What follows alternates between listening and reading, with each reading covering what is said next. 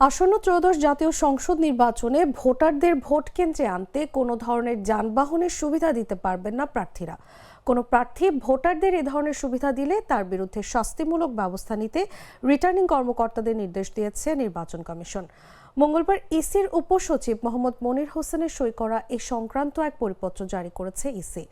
নির্দেশনায় বলা হয়েছে, প্রতিদ্বন্দ্বী প্রার্থী, তাদের নির্বাচনী এজেন্ট, পোলিং এজেন্ট এবং সমর্থকরা যাতে ভোটারদের ভোট কেন্দ্রে আনতে কোনো ধরনের যানবাহন ব্যবহার করতে না পারেন অথবা আচরণ বিধিমালার পরিপন্থী কোনো কার্যক্রম না করেন সে বিষয়ে প্রতিদ্বন্দ্বী প্রার্থীদের করণীয় ও বর্জনীয় দিকগুলো উল্লেখ করে সতর্ক করে দিতে হবে।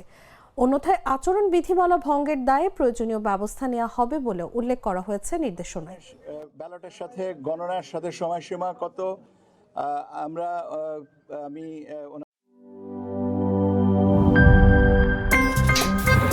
আমার একটা স্মার্ট সিদ্ধান্তে 25% গ্যাসের খরচ কমেছে। ভাবছেন কিভাবে? সাধারণ গ্যাস স্টোভ বদলে আমি এনেছি আরএফএল গ্যাস স্টোভ। এর সাইন্টিফিক নজল ও ব্রাস বার্নার ক্যাপ সমানভাবে তাপ ছড়িয়ে রান্না করে দ্রুত, তাই গ্যাসও বাঁচায় 25%, টাকাও বাঁচে 25%। আরএফএল গ্যাস স্টোভ নিরাপদ ও গ্যাস সাশ্রয়ী।